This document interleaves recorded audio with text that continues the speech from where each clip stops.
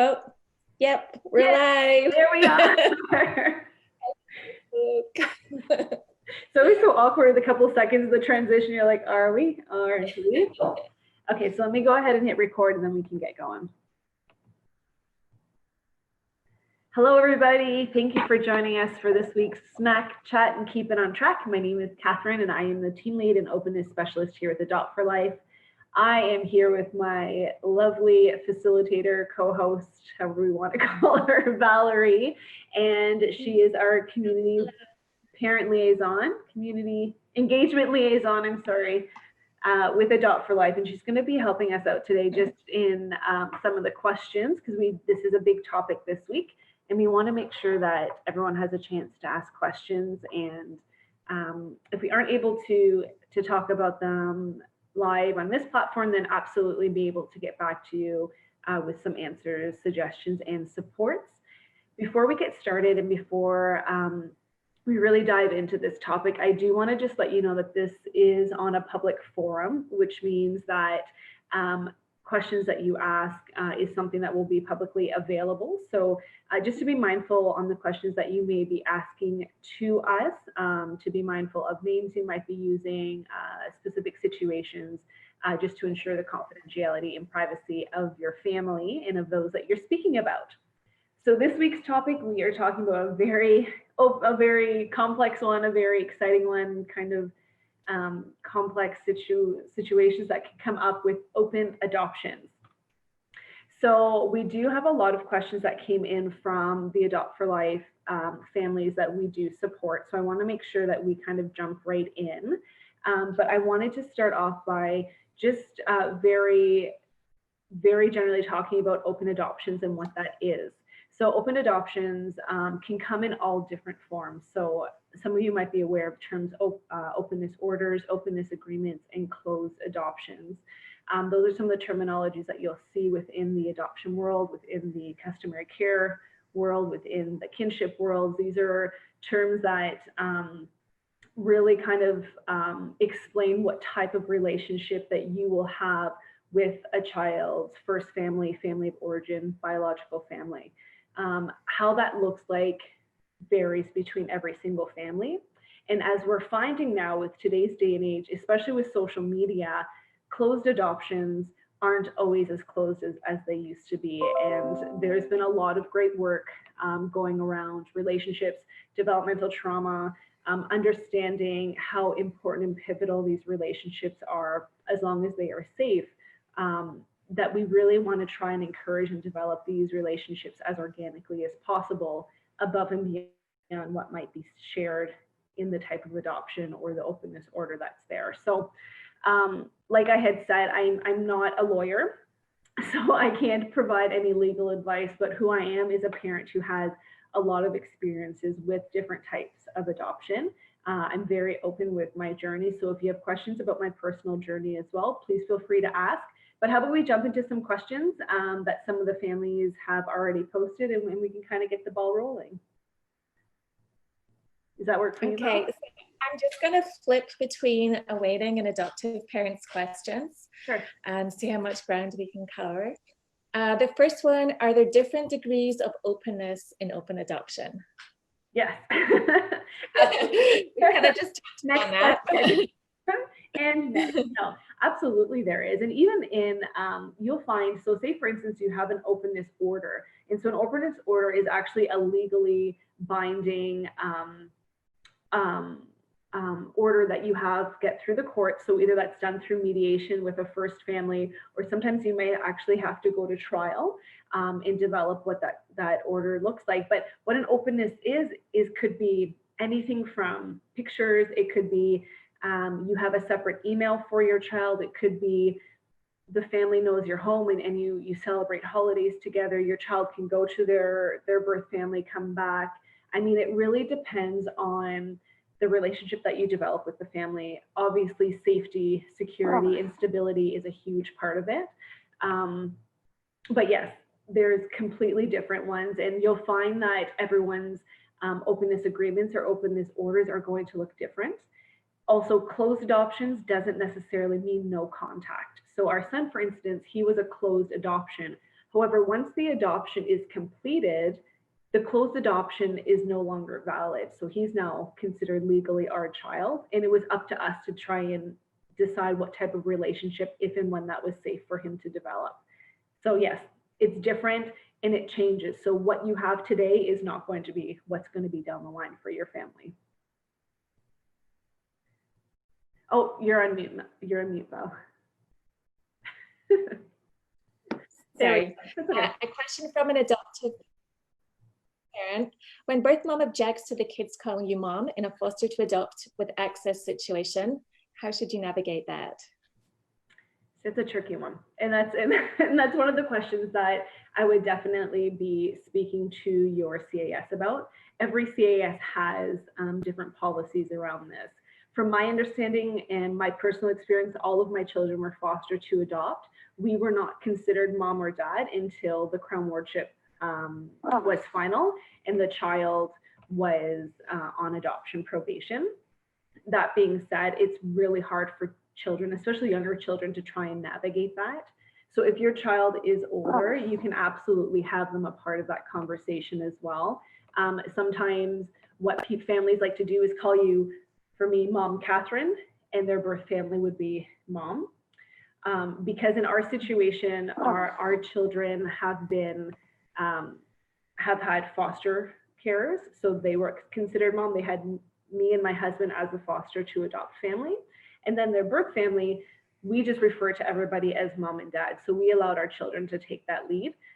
So I'm mom, my husband's dad, but we also have mommy, person's first name. So mommy Catherine, dad John.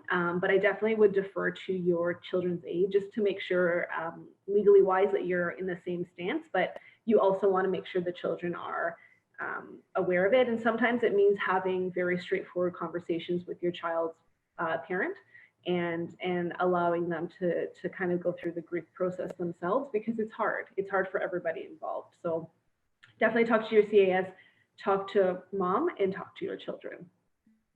Is it a situation where you might sometimes have a mediator involved, for example, someone from CAS in the room with absolutely, absolutely, and sometimes you can't even come to that conclusion. So maybe there's just, I mean, adoption is beautiful, but let's be honest, adoption is also trauma. It's traumatizing for everyone involved, and so sometimes having an outside perspective helps. I find a lot of times if the first family doesn't have the best relationship with CAS, even getting an outside person who isn't a part of the CAS involved, the Ontario Children's Lawyer or the OCL also is able to do mediation. And obviously if there's a cultural piece involved as well, you want to get the child's band or someone's significance within their culture to be involved with it as well. Yeah, sometimes even a grandparent, right, from the birth family.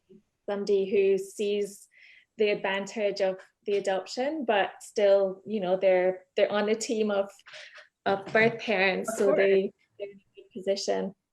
Yeah, and it's changed for me in my area. It's changed. So we went from, and when our youngest daughter came home, she was on foster to adopt, and we were told not to allow our children to call her a sibling or a sister. So, I mean, it's hard as a parent to try and navigate that, but sometimes having very specific phrases in the back of your mind. So if mom, it doesn't agree with you being called mom, well, can we come up with something that we can both agree on until the courts settle, or can we both be mom at this point? Yeah, okay. So a question from an awaiting parent. What are most openness agreements like, i.e. visits versus no visits, but still photo exchange or having Facebook updates? So how are most families navigating openness? I don't know if there is actually like a majority rules in openness. You're going to find that every person I've ever spoken to has always had a different variation in openness. Openness agreements are not legally binding, and they typically are agreed upon by both parties. So birth family and adoptive family both agree to do that. In our case, we have a very open open agreement, which means that the actual document itself is very basic. There's maybe 4 or 5 lines on it, but it gives room for growth organically amongst ourselves. So I'm finding that now a lot of the openness agreements are the same. They seem to be a bit more, I don't want to say basic language, but very kind of bare bones, and allows that kind of space to grow or to shrink as needed. So I wish there was, like, to say, 50% of families do this, but it really depends on the child and their circumstances. Yeah. Yeah. And like you said, it changes as well, doesn't it, over time? There's something in this question I want to expand on a bit. So they're talking about Facebook updates and social media and openness, like it's completely changed the control that parents and CES have over openness. So what kind of challenges can come up with social media and adoptees, and what tips do you have for navigating social media? Yeah, it's hard. It's hard, especially when children become teenagers and you don't have that control anymore. I have found that in supporting, so my children are younger, so I don't have personal experience in this, but in supporting families and on being a part of the openness committee with Adopt for Life, I have found that the more of a relationship that you're able to have with your child in supporting that relationship, let me rephrase that didn't make any sense. The stronger you are in supporting your child in developing a relationship with their birth family, the more that they might be able to kind of cope and manage that relationship on their own. So for instance, if you don't share anything about your child's first family, it's very easy for them to develop this sort of fantasy about who these people are. And that's when you see a lot of children kind of sneaking off, maybe creating a separate Facebook account, friending people who may or may not be safe because you maybe were too afraid, or you weren't sure how to broach the subject with your children. So a tip that we always like to give is to the best of your ability, try and develop that type of support and to share as much information as you can about their first family. I think that also, if you're finding that your child is curious, asking questions that you don't know happens to me all the time, asking questions about their background that I just don't have that information. Having a relationship with their first family outside of the child has been really important to me. Yeah. So making sure that if my child's going to have a relationship with grandma or mom or dad, I'm going to also have a relationship with grandma, mom, or dad, because I want to not only want to support my child in that, but I also want to know who they are as a person and let them know who I am as a person. Obviously, Facebook themselves has a lot of rules and regulations. So I think you have to be 13 to have Facebook. Not exactly sure on that. So make sure you double check, but you do have to be a bit older, and you want to obviously make sure that you are aware of what your children are doing to the best of your ability. We know that kids can be pretty resourceful, yeah. But do what you can and share what you can. And if you're finding that your child is asking a lot of questions, and maybe you don't have contact information for your child's first family, you can go back to their children's aid. You can try and do a search yourself and to develop that relationship. And I mean, the only thing that we can do as a parent is be there for our children and try and teach them the coping skills and healthy relationship skills so that it is a positive experience. And if it's not, for them to know that we're always going to be here for them. Okay. Yeah. It's a tricky one. So this is a question from an adoptive parent. It's going back a bit to that mediation process. So I imagine particularly at the beginning when you're setting things up, or perhaps a little bit later on if you're reestablishing a relationship or changing the nature of the openness. What tips do you have to make mediation go smoothly? Mediation is hard. Mediation is hard. I have gone through it personally. I've gone through it supporting other families, and I can tell you that as an adoptive mom, there's many things that I would have done differently. I went into the meeting, and this was the first time I really had any type of relationship with our child's first family. And I went up with my backup. I went in prepared for a fight. I went in very naive, very judgmental, and it absolutely affected the relationship that I had with their first family member. It's very easy to make assumptions and judgments, especially if your child has a specific past or were exposed to, or there may have been abuse and neglect potentially in their past. It's very easy to come in saying, you don't deserve this, or I can never trust you, or I can't get over this. And for myself personally, I found that I was focused more on myself and my judgments and my crap, for lack of a better word, that was hard for me to realize that mediation had nothing to do with me. And it had nothing to do necessarily with a birth parent on their own. It's about these children. And the tips that I would give is really go in with an open heart and an open head.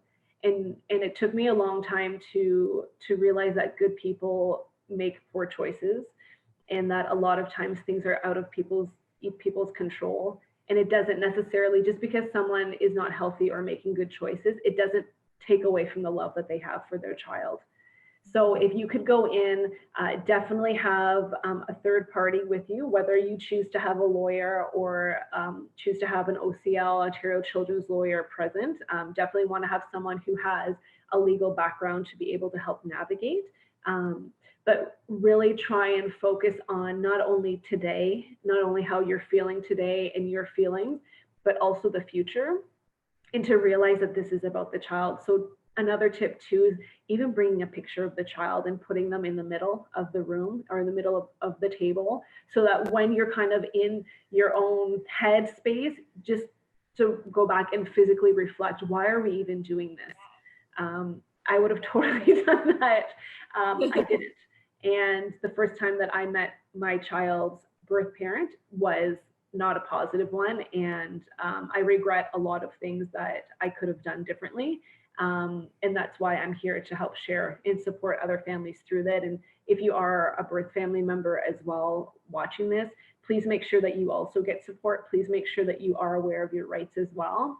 And mediation really is that trying to come to a common ground where you feel safe and everyone feels respected, and that the child's, best interest is at heart of all of it.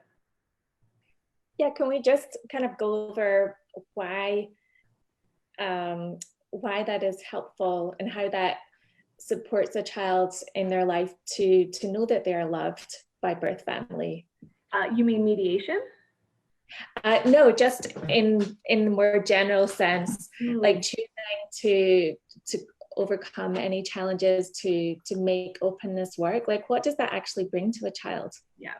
They already have adoptive mom, adoptive dad. Why is it so important for them to also have birth mom and birth dad? It's identity. It's their culture. It's a piece of them. No matter how hard I try as a parent, I will never be a birth parent. I will never know what it's like. I would always have missed out on a period of time of their life. And the child, as long as it is safe, again, I want to make sure I put that in there, deserves to know that part of them. From personal experiences as well, remaining positive when I'm talking about their first family has affected our children in such positive ways. Being able for them to know not only where they came from, but where they're going has been absolutely beautiful. I remember my son came up to me one day and he kept asking, well, where do I get my eyes from? Where do I get my nose from? Who do I look like? I couldn't tell them. I honestly and sincerely could not tell him where he got these features from. And I realized that was a part of adoption that I could just never give him. So it really is about it. And I suggest for anyone who's watching as well, there's an amazing documentary by Judith Craig Morrissey called Adoption ID. Honestly, that was a game changer for me, and I'm not trying to plug it in. We don't get anything back from this, but her journey in trying to find her family, her identity, sort of where she belongs, really hit home to me. And for myself, it really opened my thinking about openness. So again, adoptions are never about us as an adoptive parent or as a kinship parent. It's about the child, and it's about allowing them to develop their sense of self, their sense of worth, identity. Those things are hugely impacted by the relationship that they have with their first family. That's a long rant, sorry guys. It's interesting, and I've also watched that documentary, and it really makes things crystal clear, like how much it matters. And so Judith in this documentary, she does eventually reconnect with some birth family, and just even to see the photo, and like it's like a sense of relief. And I know that she has a loving first family, a loving adoptive family as well. So, but yeah, it's those missing pieces. It's really crucial. And I find a lot of children, especially older children now, they've said that they were worried to reach out to their first family because they didn't want to hurt their adoptive family. And they didn't want them to think that there is, that I'm going to love them less. And I think that as adoptive families, we need to be able to support our children in searching that out. And we need to be open to those questions. And I'm telling you, the questions happen at the most inopportune times that you aren't expecting it. And you may not know the answers, and you may not know the perfect words, but I think being open to them is what the most important thing is, and that it helps them develop that relationship as well. Yeah. Okay, so a question from an awaiting parent. Do children find open adoption confusing? Great question. They could. I find that, again, from my personal experience, it's as confusing as you make it to be. There's going to be questions. There's going to be bumps in the road. It's not going to be smooth sailing all the time. But I found that in my case, because adoption and openness has been just ingrained in our life, that it's just second nature. So to give you an example, our youngest daughter is not biologically related to our older two, but combined between all three of our kids, I think there's close to 8 different siblings. They all consider each other's siblings together. So when we have visits from a sibling, it's for all of us. And they think it's amazing that they have, 4 or 5 grandparents, because that means more presents for them. And that means, they get more things. So, I mean, can it be complex? Absolutely. Really trying to remember it all. Could it be complex? Absolutely. Could it be confusing? It can be. But I think as long as we are using language that's appropriate, age appropriate for the child, and helping them sort through the relationship as well, because people might come and go from their lives, which can be confusing. But being able to support your child through it and being able to be open about those conversations, I think will help in the confusion. But I find for our family, because we've been open for so long in our relationships, that it literally is second nature. And my kids go to school and talk about their siblings who don't live with us, and they talk about, all these other extended family members in their home. And I think it's confusing for other kids, but for our kids, it's good.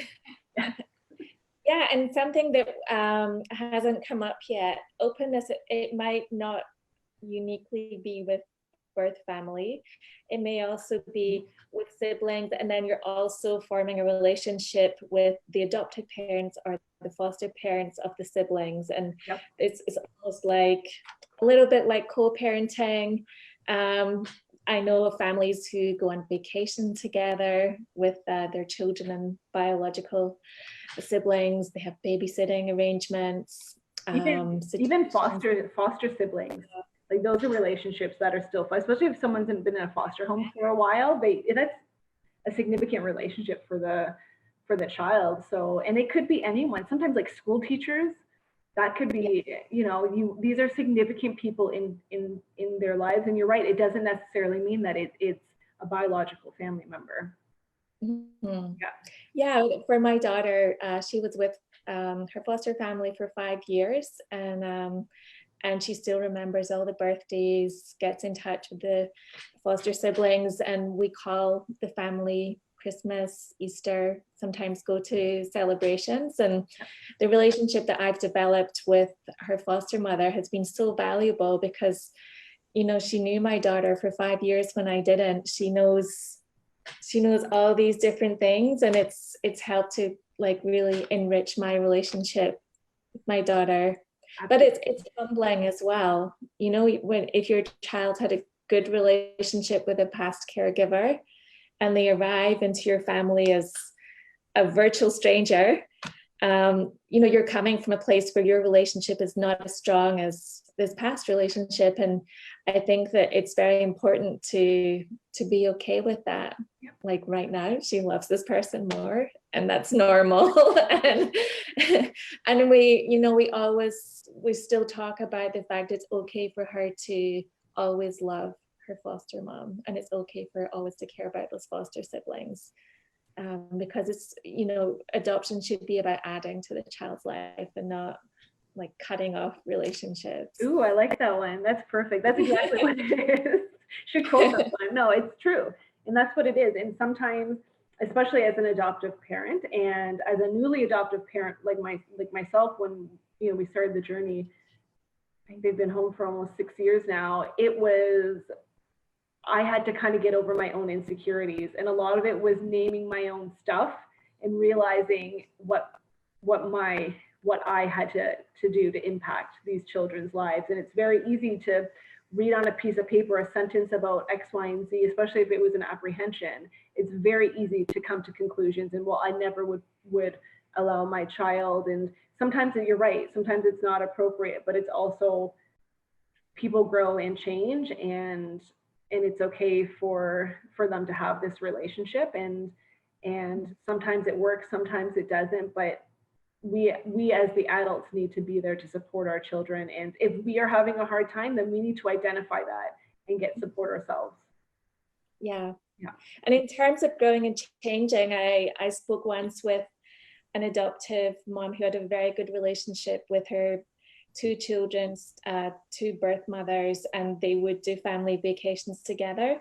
And when the children reached their teens, one of the birth moms, who was an alcoholic and was no longer drinking, took both kids aside, and she kind of gave them a cautionary tale.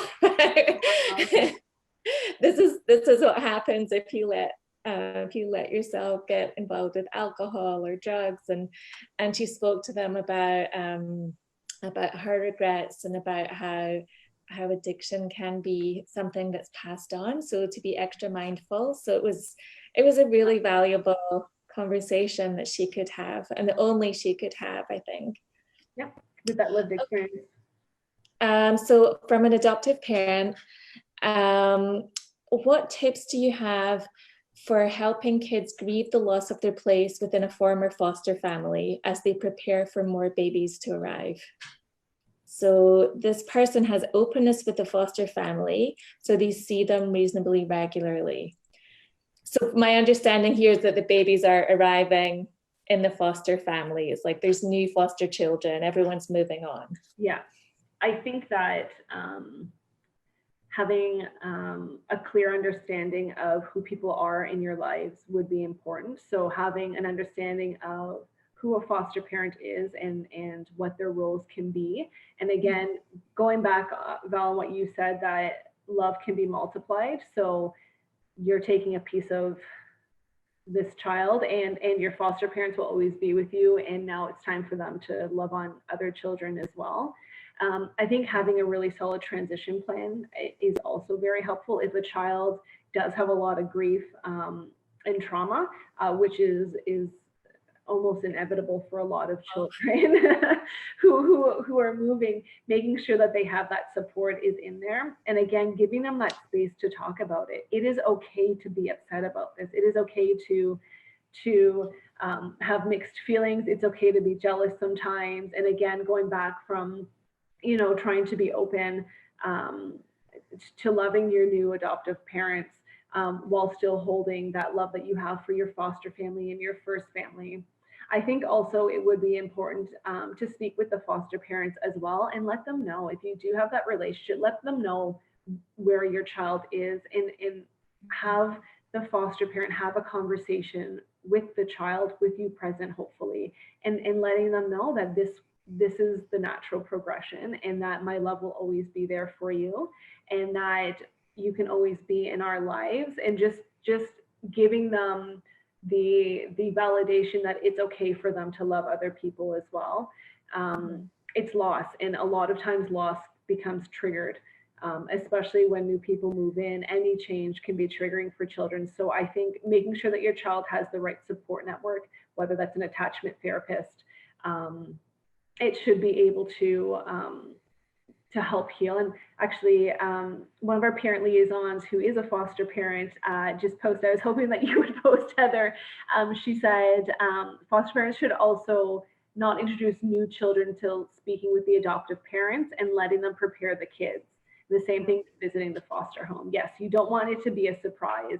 And I think making sure that you have that relationship would be really important beforehand, because triggers can be big and they can be very harsh for a lot of children. And if you are struggling with this, if this is something that your child is struggling with, this is absolutely something that Adopt for Life can help support you with. So if you're looking for resources, if you're looking for a connection with a parent or with a therapeutic parent or therapeutic resources, it's absolutely something that we can help support you with too. Mm-hmm.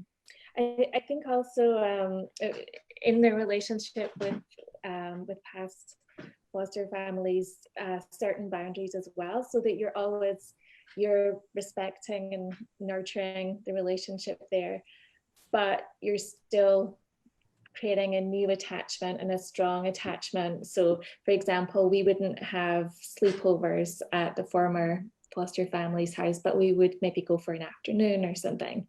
Yeah. But things like sleepovers might be too triggering or yeah. I have a question here from someone who's watching on Facebook Live. What about when the foster family wasn't healthy, but created codependence and unhealthy sibling relationships? And I mean, that has happened. There is times where the foster family might not be the healthiest for the child. And I think going through that, and I get, it also depends on the age of the child, but I think going through it and making sure that your child is aware that your number one job as mom is making sure a child is healthy and happy and safe is your number one job. And sometimes, unfortunately, that might mean that, I'm hoping my computer isn't about to restart. I'm sorry if it does. Sometimes that means absolutely cutting off contact, and that could be as a result of a CAS is asking you to do this, or if there was potential charges that happened while your child was in foster care. Sometimes it's a hard stop, and that can be very hard for children, and it's about supporting them through it. So, and knowing that us as parents, love isn't going to be enough in a lot of cases. Love can't heal as much as we want it to. Love cannot heal everything. So if it's a point where you feel that the relationship that was built was not a safe or healthy one, and your child is now affected, that's when I would absolutely be going and getting some support by an attachment therapist, speaking to your children's aid, figuring out what resources are out there and available. Number one thing is your child's health and safety, and that has to trump any openness. And sometimes a lot of children learn that very fast and very hard if it's a quick transition. And again, make sure that you're reaching out and that you're supported as a parent, because it's a very hard thing to try and navigate on your own. Mm-hmm. Yeah. And I think we have to differentiate as well between kids coming home from a visit and feeling a bit more sad, or, having a difficult evening, but then the next day everything is back to normal, to when it has a very strong negative ongoing impact throughout their daily lives. Because it would be normal, right, to have a little adjustment period going between families for visits. Of course, and exactly, and all those feelings. So a lot of times it's not just sad and happy. There's a myriad of feelings that come with it, and sometimes it's really hard to try and navigate that all. And it's hard for a child, especially a young child, to try and process all of those emotions. And sometimes that comes out in aggression, in acting out behaviors, in depression, in, they can direct a lot of their anger at a specific person in your household. Those are very normal. And then the relationship kind of blends in within the next few days. But if you're seeing that your child is having a hard time, you're having a hard time maintaining a household as a result of these visits, that's when you'd be able to kind of revisit it and say, is this actually in the child's best interest? Do we need to go back to mediation? Do I need to reach out to our local if it's an openness order, if it's a legally binding openness, that's when you need to start having conversations and saying, is this healthy? Is this something we need to continue? If it's something that you'd have to do a hard stop from because you as a parent have made that decision, definitely reach out and make sure that you have supports in place as fast as possible, and for both your children, but yourself as well. We do actually have a question from an adoptive parent that relates to this. What tips do you have for supporting birth mom as we transition from regular access to far less regular access? It's hard. I wish I had some magical tips that would make things less difficult. It's hard. I think if you have a relationship with your child's birth parent, making sure that they have access to counseling, making sure that they have access to that support is huge. If you do know the person as well, or have at least a little bit of a relationship, providing them support and understanding that openness will continue to change and will continue to grow as the child does. I think that it's important to ensure that the child's first family is aware of their legal rights, but also that they aren't feeling sideswiped. So a lot of times a judgment is made or an order is made, an agreement is made, and it's a quick transition, and it goes from visits 3 times a week to sometimes nothing, or going from 1 to you have a goodbye visit and now it's a closed adoption. And those things are realities for a lot of families. And I think for yourself, if you feel that it is something that is safe to do so, trying to maintain a relationship would be incredibly helpful, but also being there to advocate for mom and birth mom to make sure that she has access to the supports. It's never going to be easy. It's going to be hard. It's a lifelong journey, right? It's lifelong grief. Yeah. I have a question here from Facebook Live. Do you have any suggestions for navigating openness for a sibling group when one sibling may be ready for contact with first family, but another is not? Yeah, that's hard as well. You're giving me the easy questions here. No, I think that this happens a lot. Children are in different places, and I would definitely want to ensure that everybody has a voice in the situation, and that this is a good place for, if it's an older children, it's definitely a good place for mediation. It doesn't necessarily mean that you need to go and hire an outside person, but coming to the common ground. The last thing you want to do is start having visits with one child and having the other child stay home. But at the same time, you don't want to say no to visits at all because one child is ready and one child is not. Sometimes that means having a very hard conversation and respecting where people are, getting the support of a therapist to come in to help mediate and navigate the situation definitely will be helpful. But I think the bottom line is having every child's feelings validated and understood is the best first step, and then building it up from there. So if one isn't ready, can they start with pictures and letters, or is it okay if the one sibling goes to a visit and provides updates for the other one?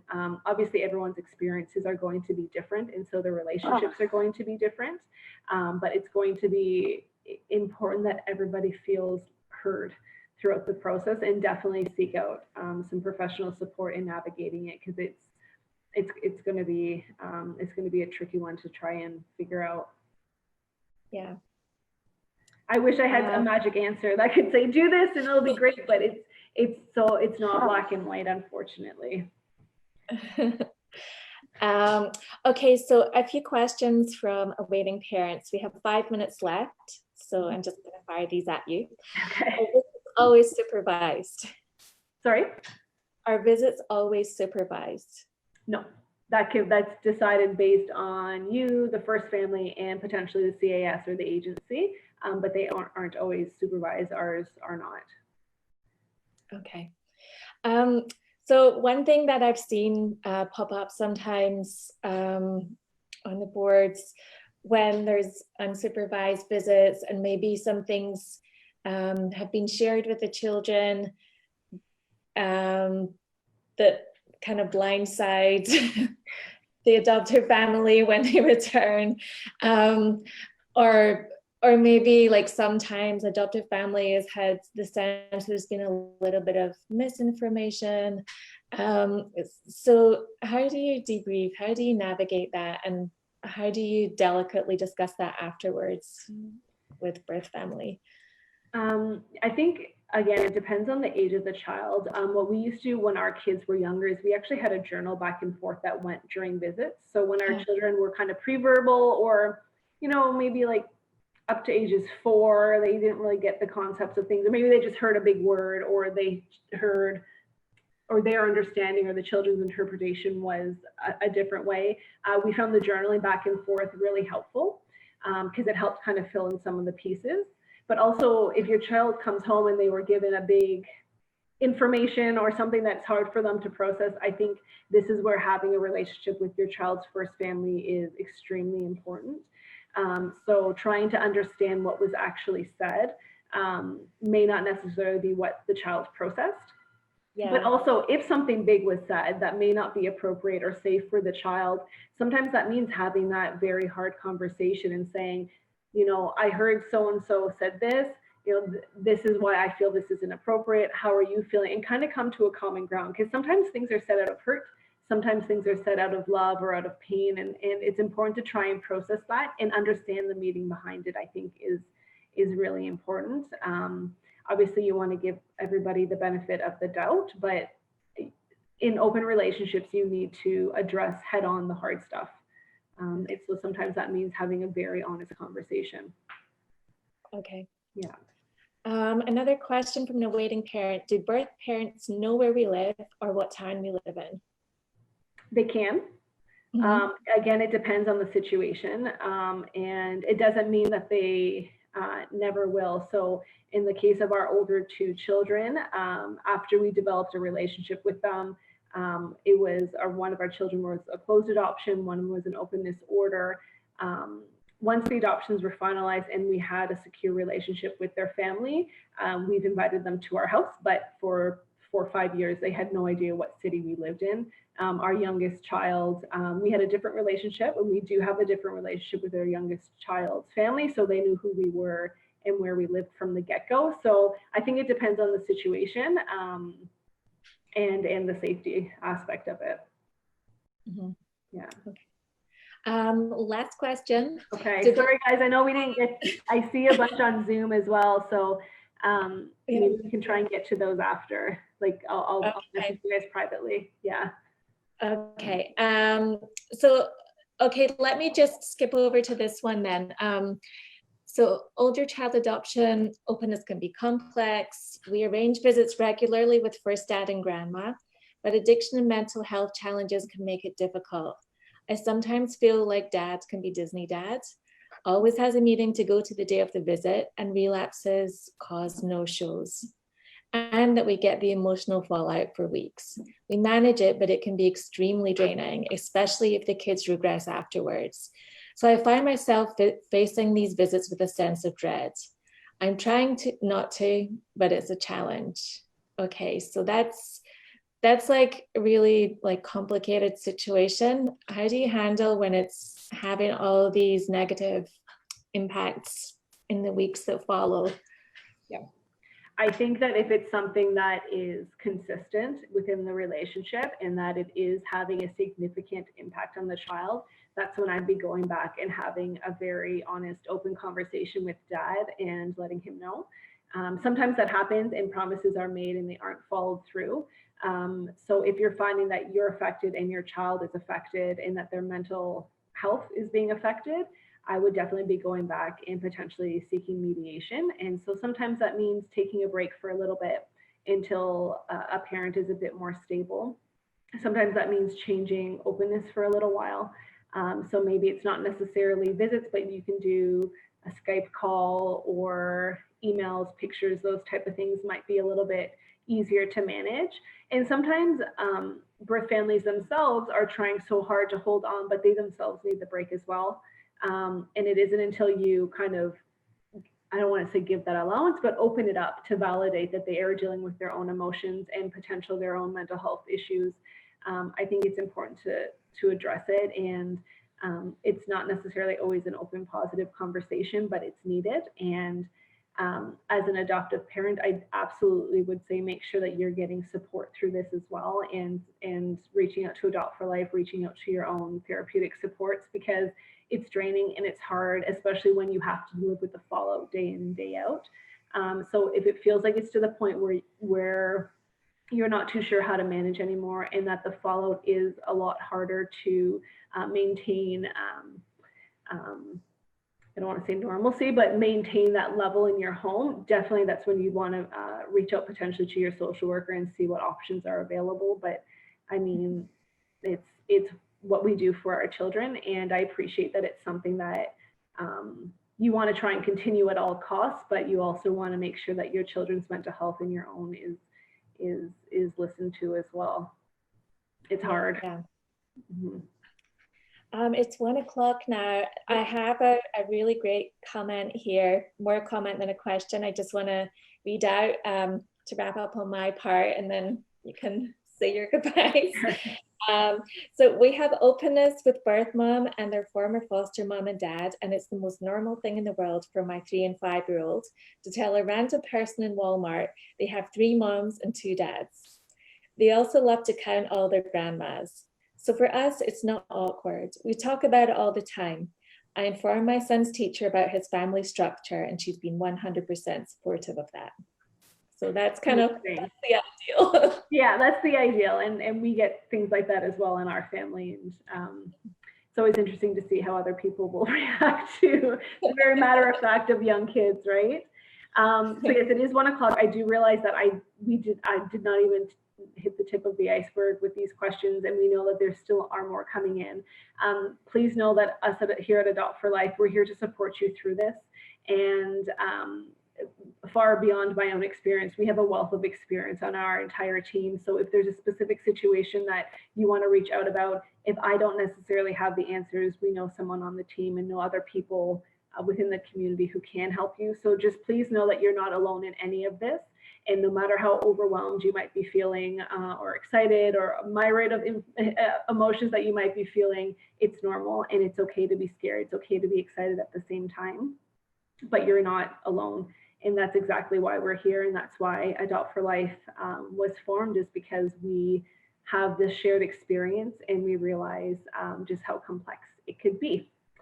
So feel free to reach out, keep asking the questions. You can ask us at info@adoptforlife.com if your question wasn't answered or you feel like you want to share something else. Please feel free. Next week, we are talking about funding. So it's also a very big topic. So if you have questions about funding in general, please feel free to send it to us beforehand so we can try and ask them and answer as best as possible. So that's it for me. Thank you guys so much. Val, you were amazing. I really appreciate not talking to myself for an hour.